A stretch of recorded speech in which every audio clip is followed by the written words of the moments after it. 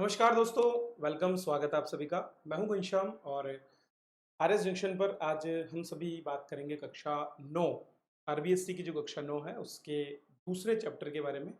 एक पार्ट हमारा हो चुका है पीछे और आज की कक्षा से हम जो कणाद सिद्धांत है उस पर बात करेंगे, डाल्टन के परमाणु सिद्धांत पर चर्चा करेंगे और इसके बाद में हम तीन चीज़ों को समझेंगे जो कि है तत्व, यौगिक और मिश्रण।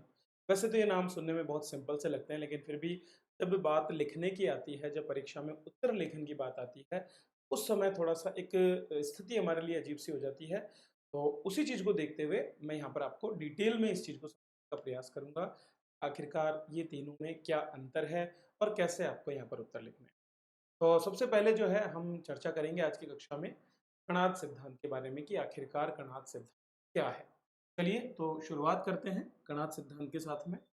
दोस्तों, कणाद सिद्धांत नाम से ही पता चल रहा है कि कणाद नामक वैज्ञानिक द्वारा दिया गया है, क्योंकि ज़्यादातर थ्योरीज जो होती हैं वो उन्हीं के नाम पर होती है जिसने उसको दिया है। जैसे कि आइंस्टीन थ्योरी की हम बात करते हैं, न्यूटन्स लॉज ऑफ मोशन की बात हम करते हैं, उसी तरह से कणाद नामक जो वैज्ञानिक है उनके द्वारा कणाद सिद्धांत। पहले हम कणाद के बारे में जान लेते हैं, कणाद कौन थे। कणाद एक भारतीय दार्शनिक कम वैज्ञानिक थे, ठीक है, दार्शनिक कम साइंटिस्ट थे वो। और लगभग ऐसा माना जाता है, अभी निर्धारित माना जाता है कि 500 शताब्दी ईसा पूर्व, ठीक है, 500 ईसा पूर्व में वे जो है भारत में शोध कर रहे थे विज्ञान के विभिन्न नियमों पर, फिजिक्स खास करके उसमें वो बात कर रहे थे। और इसीलिए उन्होंने एक सिद्धांत दिया जिसे कणाद सिद्धांत कहा। उन्होंने कहा उन्होंने कहा कि आप किसी भी सब्सटेंस को, किसी भी मैटर को, किसी भी द्रव्य को विभाजित करने लगो। मान लो कि हमारे पास कोई पेन है, उस पेन को आप टुकड़े करने लगेंगे, जितने आप छोटे स्तर पर जाते जाएंगे उसके और स्तर आपको मिलते जाएंगे। अंत में आप देखेंगे कि एक स्तर ऐसा आएगा जिसके बाद में you can not divide further, मतलब एक बार आप उस स्तर पर पहुंच गए, उसके बाद आप स्वतंत्र अवस्था में उस कण को और विभाजित नहीं कर सकते, ठीक है। और इसीलिए जो अंत में हमें प्राप्त होगा वो क्या होगा? सूक्ष्मतम अविभाज्य कण, अर्थात जो सबसे अंतिम अवस्था मिली वो अविभाज्य रहेगी, उसके बाद में हम उसका विभाजन नहीं कर सकते। और इसी को कणाद ने क्या कहा? परमाणु, ठीक है। तो ये कण जो शब्द है ना, ये कण शब्द हम इन कणाद के नाम पर ही बोलते हैं, ठीक है। कणाद शब्द का मतलब क्या होता है? एटम ईटर, जो कणों को खाता है, जो भोजन करता है, उसको बोलते हैं कणाद, ठीक है। तो इन्होंने जो है बताया कि एक लास्ट सीमा आ जाती है जिसके बाद में आप उसको विभाजित नहीं कर सकते। इनके द्वारा दिए गए दर्शन का नाम था वैशेषिक दर्शन। क्या नाम था? वैशेषिक दर्शन। और इस दर्शन के अंतर्गत इन्होंने किसी भी पदार्थ की 6 प्रकार की विशेषताएं उन्होंने बताई थी। इसमें उन्होंने द्रव्य गुण धर्म के बारे में बताया, इसमें उन्होंने जो है आपके विशेष या समवाय, इस तरह के अलग अलग जो विशेषताएं हैं उनके बारे में बताया। तो जो षड दर्शन हमारे पढ़े जाते हैं भारतीय दर्शन में, उनमें से एक वैशेषिक दर्शन भी पढ़ा जाता है जो कणाद के द्वारा ही दिया गया था। ये कणाद कश्यप के नाम से भी जाने जाते थे। और जब हमारे यहाँ बौद्ध और जैन धर्म की उत्पत्ति भी नहीं हुई थी, उस कालखंड में इन्होंने इसके बारे में चर्चा की है, क्योंकि जो बौद्ध और जैन टेक्स्ट मिलते हैं उनमें भी हमें इनकी जानकारी। इनके अलावा एक और दार्शनिक थे पकुदा कात्यायन, ठीक है।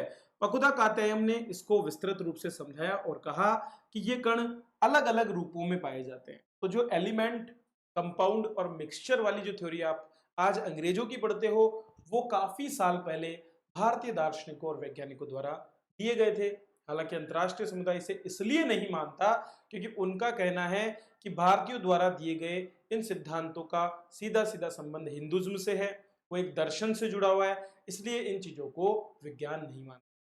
लेकिन दोस्तों, आप बताइए कि कोई ऐसे ही तो इन बारे में बात चर्चा नहीं करेगा। मतलब आप ऐसे ही आज ये नहीं कह दोगे कि आने वाले समय में एलियन धरती पे आएंगे, आपके पास कोई ठोस सबूत होगा तभी तो ऐसा होगा, ठीक है।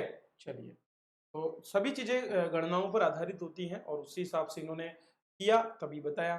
चलिए, इसी समय लगभग 460 से 370 ईस्वी पूर्व ग्रीक दार्शनिक डेमोक्रिट्स और लियूलिपस, दो नाम है, एक है डेमोक्रिट्स और दूसरा है लियूलिपस। इन दोनों ने कहा, इन्होंने भी सेम वही बात कही जो कणाद ने कही। कणाद बहुत पहले कह चुके हैं, इनसे लगभग 200 साल पहले। फिर ये आए और इन्होंने कहा जब हम द्रव्य को विभाजित करते जाएंगे तो एक ऐसी स्थिति आएगी जब कण को पुनः विभाजित नहीं कर पाएंगे, और इन्होंने भी उसे परमाणु कहा। सेम टू सेम बात जो कणाद ने कही, जो पकुदा कात्यायन ने कही, वही बात यहाँ पर आकर के डेमोक्रेट्स और लियूलिपस ने कही। लेकिन चूंकि ये ग्रीक हैं तो इनको माना जाता है कि यार ग्रीक लोग ऑलवेज बेस्ट होते हैं। हालांकि हमने देखा भी जब कोरोना वायरस आया तो क्या हालत हुआ, ठीक है। तो एक्चुअलिटी दूसरी है और वास्तविकता और सच्चाई और जो भ्रांतियां फैली हुई है वो अलग अलग चीजें हैं। भारतीयों ने बहुत पहले, आज से बहुत पहले इन चीजों पर क्षमता शोध कर लिए, सारा सब कुछ कर लिया। और ये चीज आज सबको मान्य भी हो गई है कि जिस तरह से विज्ञान पर जितना शोध हमारे यहाँ पर हुआ है, शायद उसके हजारों साल बाद तक भी अन्य कहीं नहीं हुआ, ठीक है। जब तक कि आपके जो क्रूसैड नहीं होता है 1463 में, उसके वहां तक। चलिए, इसके बाद आए डाल्टन। जॉन डाल्टन ने 1808 में परमाणु सिद्धांत के नाम से इसे प्रस्तुत किया, atomic theory. Atomic theory of John Dalton के नाम से उन्होंने बताया। डाल्टन ने कहा कि द्रव्य की विभाज्यता हो सकती है, अर्थात जो द्रव्य आप देखते हो उनका विभाजन किया जा सकता है, ठीक है। उनसे पहले दार्शनिकता के आधार पर मानते थे, लेकिन इसने क्या किया, रासायनिक संयोजन का जो नियम है, ठीक है, रासायनिक संयोजन के नियम पर इसको जो है प्रतिस्थापित करने का काम किया, इसको एक तरह से बताने का काम किया। इन्होंने जो है द्रव्यमान के संरक्षण के नियम का निश्चित अनुपात बताते हुए युक्ति संगत व्याख्या यहाँ पर की, ठीक है। और इस तरह से डाल्टन के सिद्धांत को अंतरराष्ट्रीय समुदाय ने मान्यता दी, और वहां से शुरू हो गया कि जो परमाणु सिद्धांत है वो किसके द्वारा दिया गया है, जॉन डाल्टन के द्वारा, ठीक है। इन्होंने भी वही सेम टू सेम बात कही है, कोई अलग चीज इन्होंने नहीं कही, सेम वही बात कही है जो कि हमारे जो बाकी दार्शनिक कही, लेकिन उन्होंने धर्म से जोड़ करके कहा। इन्होंने बताया कि किस तरह से समस्त जो कोई भी तत्व होता है उसमें किस तरह से पूरा का पूरा आवेश जो है अंदर इकट्ठा होता है, उसमें द्रव्यमान होता है, द्रव्यमान का संरक्षण है, इस सारी चीजों पर इन्होंने चर्चा की, इसलिए इनके सिद्धांत को मान्यता दी गई। चलिए दोस्तों, अब बात करते हैं एक एक करके परमाणु, अणु, ठीक है, उसके बाद में एलिमेंट, उसके बाद कंपाउंड और मिक्सचर के बारे में। सबसे निचले स्तर पर अगर हम बात करें तो परमाणु। वैसे तो आज के टाइम पर परमाणु सबसे निचला स्तर नहीं है, मैंने आपको पिछली कक्षा में भी बताया था, ठीक है। फर्मियोन्स और जो हमारे इलेक्ट्रॉन, प्रोटॉन्स और इनके बारे में हमने बात की थी, ठीक है। फर्मियोन्स और बोसोन दो तरह के कण होते हैं, सबसे निचला स्तर है, उनमें भी बोसोन्स को और भी सबसे नीचे वाले स्तर पर माना जाता है। सबसे सूक्ष्म रूप है जहां पर द्रव्यमान नहीं होता, केवल आवेश होते हैं, ठीक है, केवल उनमें मूवमेंट होता है। तो परमाणु, डाल्टन के परमाणु सिद्धांत के अनुसार सभी द्रव्य चाहे तत्व, यौगिक या मिश्रण हो, सूक्ष्म कणों से बने होते हैं। मतलब अगर आप किसी एलिमेंट की बात कर रहे हो, आप ऑक्सीजन की बात कर रहे हो, अगर आप किसी कंपाउंड की मतलब ग्लूकोज की बात कर रहे हो, या अगर आप किसी मिक्सचर अर्थात जैसे कि आप मिरिंडा शेक पीते हो, इनकी बात कर रहे हो, तो ये सारे के सारे इससे बने होते हैं, सूक्ष्म कणों से बने होते हैं। और ये जो सूक्ष्म कण है इसका आकार कितना होता है, 10 to the power minus 10 metre, ठीक है। दोस्तों 10 to the power minus 9 metre जो है उसको बोला जाता है क्या, नैनोमीटर। इसको नैनोमीटर कहा जाता है। तो लगभग 10 नैनोमीटर, 10 नैनोमीटर के करीब जो है एक परमाणु का आकार होता है। 10 नहीं बोलेंगे, ठीक है, इसको बोलेंगे 0.1 नैनोमीटर, ठीक है। क्या बोलेंगे, 0.1 नैनोमीटर, क्योंकि माइनस 10 हो गया ना, क्या बोलेंगे 0.1 नैनोमीटर के करीब, मतलब नैनोमीटर से भी छोटा होता है। और इससे भी अगर अंदर जाएंगे, इलेक्ट्रॉन प्रोटॉन की बात करेंगे तो वो तो 10 टू द पावर माइनस 14 तक पहुंच जाएंगे, ठीक है। तो वो तो और भी ज्यादा, इलेक्ट्रॉन्स का तो और भी ज्यादा आकार जो है कम होता है। तो ये आकार होता है 10 की घात माइनस 10 मीटर तक। अधिकांश तत्वों के परमाणु स्वतंत्र रूप से अस्तित्व में नहीं रहते हैं। परमाणु कभी भी स्वतंत्र रूप में अस्तित्व में नहीं रहते हैं, क्योंकि परमाणुओं को अपनी संयोजकता पूरी करने के लिए किसी न किसी अन्य तत्व के साथ में, या तो अपने ही जैसे परमाणु के साथ में या किसी और परमाणु के साथ जुड़ना पड़ता है, ठीक है। ये परमाणु जो है अणु बनाते हैं और आयन बनाते हैं। अणु का मतलब है जब मान लो ऑक्सीजन का एक परमाणु दूसरे ऑक्सीजन के परमाणु से मिलकर के O2 बनाता है, इसको तो हम बोलेंगे अणु। लेकिन यही ऑक्सीजन का परमाणु जब 2 इलेक्ट्रॉन ग्रहण कर लेता है और O-2 के रूप में क्रियाशील रहता है, तो इसको बोलते हैं हम आयन। आयन स्वतंत्र अवस्था में नहीं रहते हैं, आयन केवल आयनिक फॉर्म में रहते हैं। जैसे कि आप देखते होंगे नमक जो है वो वैसे तो NaCl होता है, लेकिन जब आप इसको पानी में मिलाते हैं तो ये Na+ और Cl- में आ जाता है, ठीक है। तो यहां पर ये आयनिक अवस्था में रहते हैं। तो ज्यादातर जो जलीय विलयन होते हैं उनके अंदर कोई भी तत्व जो है, कोई भी यौगिक जो है वो आयनिक अवस्था में आ जाते हैं उसके परमाणु, लेकिन सामान्य स्थिति में वो अणु की अवस्था में या यौगिक की अवस्था में रहते हैं। ठीक है, तो परमाणु अणु या आयन बनाते हैं। ये आयन अत्यधिक संख्या में पुंजित होकर के द्रव्य बनाते हैं। अब आयन या फिर अणु आपस में मिलेंगे एक साथ, तभी कोई पदार्थ बनेगा। ठीक है, एक जैसे बहुत से अणुओं के मिलने से एक बड़े पदार्थ की रचना होती है। तो अणु, परमाणु, उसके बाद में आपको पता होगा और ऊपर चलते हैं हम तो हमारी कोशिकाएं बनती है, कोशिकाओं से ऊतक बनते हैं। ठीक है, कोशिकांग बनते हैं, पहले कोशिकांग से कोशिकाएं बनती है, फिर उसके बाद ऊतक बनते हैं, फिर अंग बनते हैं, अब फिर उसके बाद में शरीर बनता है हमारा, तो तंत्र बनता है पूरा, फिर शरीर बनता है, फिर पॉपुलेशन बनती है, फिर हमारा समुदाय बनता है।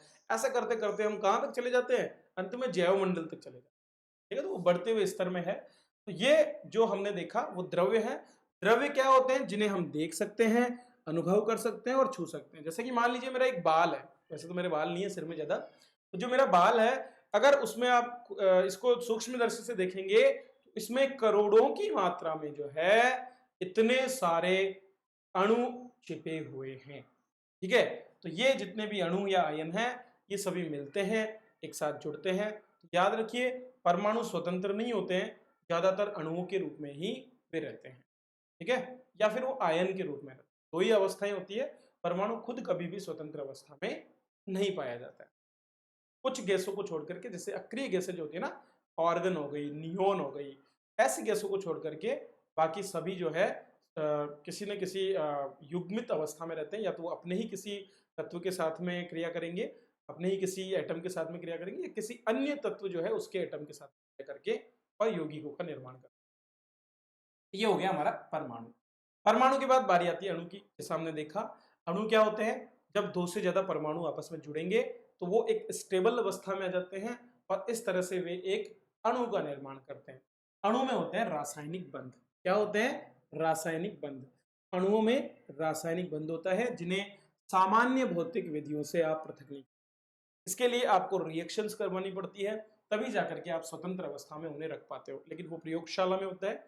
सामान्य स्तर पर आप अगर उसको छान करके या गर्म करके किसी भी तरीके से अलग करने की कोशिश करेंगे तो अणु के जो परमाणु हैं वो कभी अलग नहीं होंगे। तो बहुत ज्यादा एनर्जी की जरूरत होती है। किसी तत्व या यौगिक का सूक्ष्मतम कण जो स्वतंत्र रूप से अस्तित्व में रह सकता है तथा उस यौगिक के सभी गुणधर्मों को प्रदर्शित कर सकता है, वो अणु कहलाता है। जैसे कि नमक का अणु। ठीक है, ये अब ये NaCl भी अणु है, H2O ये भी अणु है, और O2 ये भी अणु है। फर्क क्या है, ये दोनों जो आपके हैं ये यौगिक है और ये तत्व है। तो तत्व और यौगिक अणु के ही भेद होते हैं। तत्व, यौगिक और मिश्रण क्या होते हैं, अणुओं के भेद होते हैं।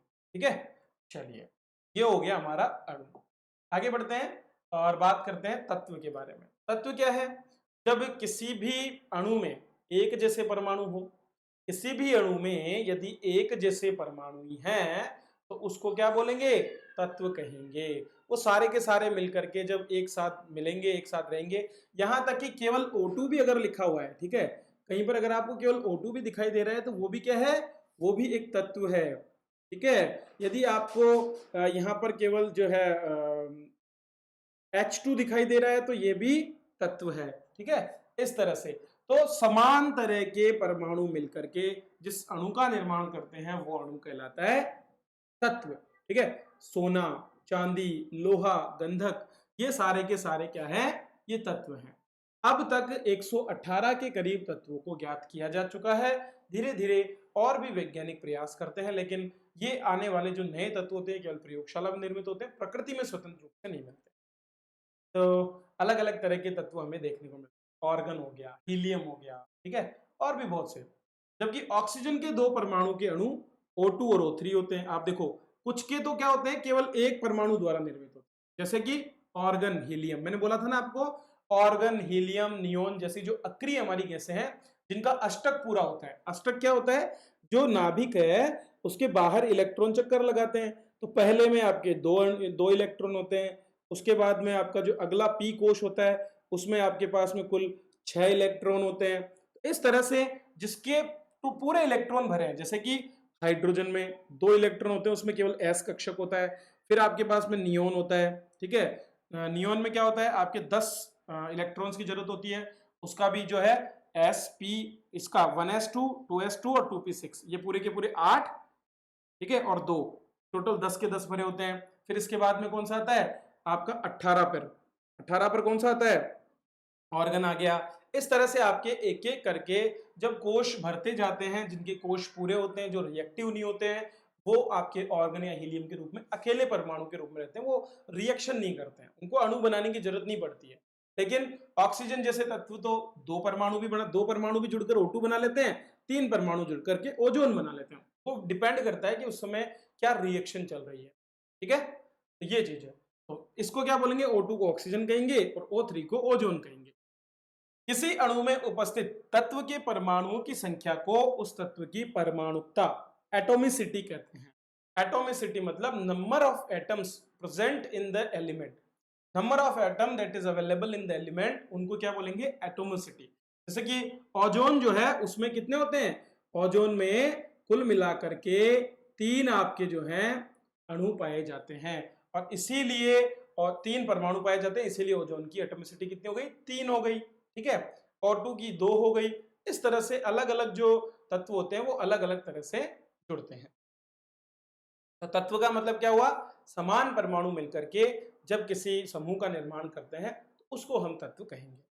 नेक्स्ट हमारा आता है यौगिक। मैं इनके चित्र भी आपको दिखाऊंगा अभी कैसे क्या इनमें होता है।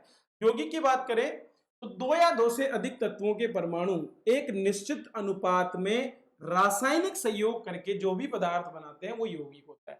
याद रखिए, एक यौगिक का अनुपात सदैव निश्चित होता है, उसमें जो भी तत्व होंगे वो हमेशा सेम रहेंगे।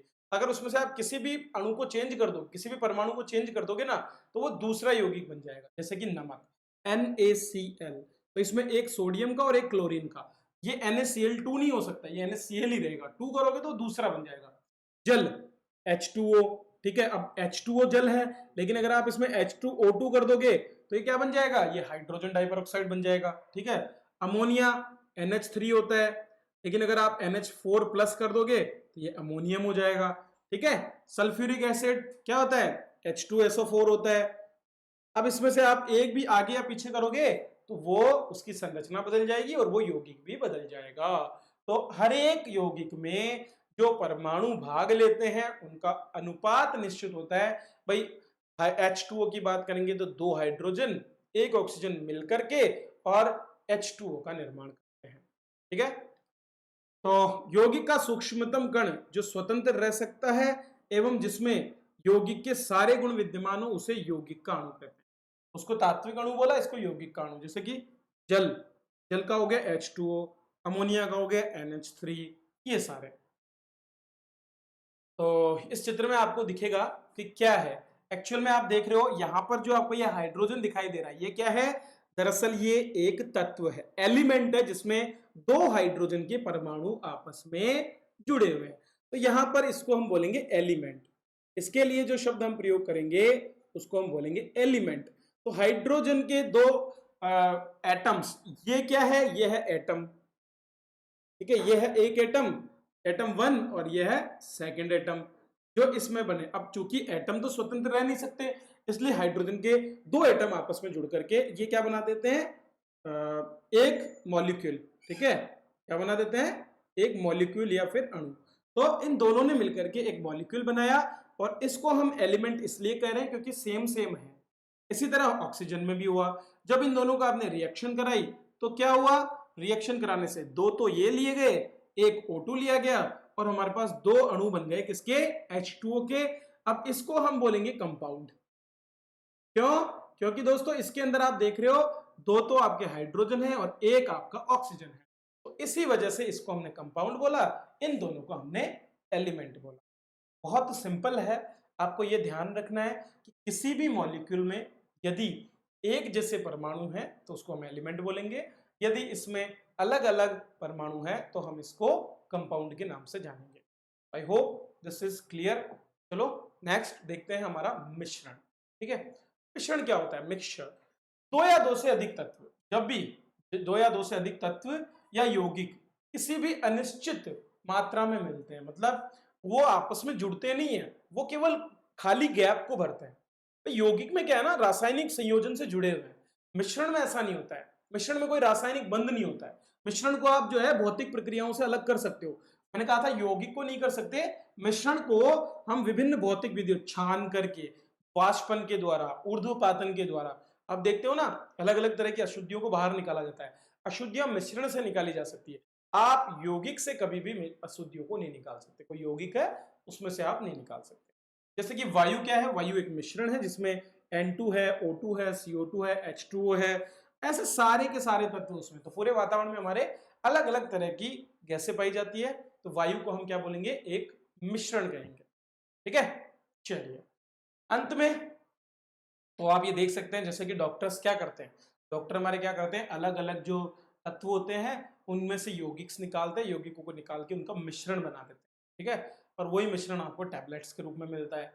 ये है आपका मिक्सचर। अब ये मिक्सचर भी दो तरह के होते हैं। अब मान लो एक टैबलेट आप जब देखते हो, टैबलेट क्या है, टैबलेट को हम बोलेंगे होमोजीनियस मिश्रण, समांगी मिश्रण। क्यों? क्योंकि एक टैबलेट में जो अलग अलग जो भी आपके यौगिक है उनकी मात्रा समान होती है, समान अवस्था में वो होते हैं। ठीक है, जबकि अगर मान लो आप बहुत सी बजरी कंकड़ रेत पत्थर को मिलाते हो तो क्या उनको समान मात्रा में मिलाते हो? नहीं। वो क्या होता है, जितनी भी मात्रा जिधर भी जाए हमें कोई फर्क नहीं पड़ता, हमें मिलाने से मतलब होता है। तो उसमें क्या होता है, किसी एक हिस्से में आप देखोगे तो समान रूप से डिस्ट्रीब्यूटेड नहीं होते। जो भी उसमें यौगिक आपने लिए हैं वो समान रूप से डिस्ट्रीब्यूटेड नहीं होते। जबकि एक टैबलेट आप देखते हो उसमें वो सब चीजें समान रूप से डिस्ट्रीब्यूटेड, जैसे कि आप पानी में चीनी घोलते हो तो चीनी समान रूप से मिल जाती है। लेकिन जब आपने लकड़ी जलाई और जो धुआं निकल रहा है वो धुआं एक जगह ज्यादा होता है, दूसरी जगह कम होता है। तो वो एक विषमांगी मिश्रण होगा, ये एक समांगी। तो समांगी मिश्रण ऐसा मिश्रण जिसमें सभी अवयव एक ही अवस्था में और एक ही प्रावस्था में होते हैं, उसे समांगी मिश्रण कहते हैं। जैसे कि आपके वायु, क्यों, वायु में क्या होता है, वायु में आपके नाइट्रोजन की मात्रा एक जैसी है, ठीक है, ऑक्सीजन की मात्रा एक जैसी, वो फिक्स है और सभी तरफ बराबर डिस्ट्रीब्यूटेड है, तो हम उसको समांगी बोलते हैं। लेकिन विषमांगी क्या होता है, जिसमें अलग अलग तत्वों की अवस्थाएं भी अलग हो, उनकी मात्रा भी अलग हो, उसे बोलते हैं विषमांगी मिश्रण। जैसे कि दूध, ठीक है, बादल, धुआं, ये विषमांगी मिश्रण के रूप में जाने जाते हैं। एक और तरीके में अगर हम इसे लें तो जैसे कि आप देखोगे धुएं में क्या होता है, धूल के कण भी होते हैं, ठीक है, और गैसें भी होती है। तो दो अलग अलग अवस्थाएं वहां पर देखने को, ठीक है, इसे हम बोलते हैं विषमांगी मिश्रण। तो ये हो गया आपका मिश्रण, और इसी के साथ हमारी ये कक्षा भी पूरी होती है। तो दोस्तों मैंने कोशिश की है कि आपको बेहतर तरीके से ये चीज़ समझ में आ जाए। फिर भी नहीं आया हो, कमेंट करके आप मुझसे पूछ सकते हैं। कोई भी आपका प्रश्न हो वो आप कमेंट करके पूछ सकते हैं। इसी तरह के बहुत से कोर्सेज हमारी एप्लीकेशन पर आपके लिए अवेलेबल है। जब भी आपको मौका मिले आप आरएस जंक्शन एप्लीकेशन जरूर डाउनलोड करें और उसे इंस्टॉल करके हमारे कोर्सेज का लाभ उठाएं। चलिए इसी के साथ मैं आप सबसे विदा लेता हूँ। इसी तरह वीडियो देखते रहिए, जुड़े रहिए हमारे साथ। वीडियो देखने के लिए आप सभी का बहुत बहुत धन्यवाद।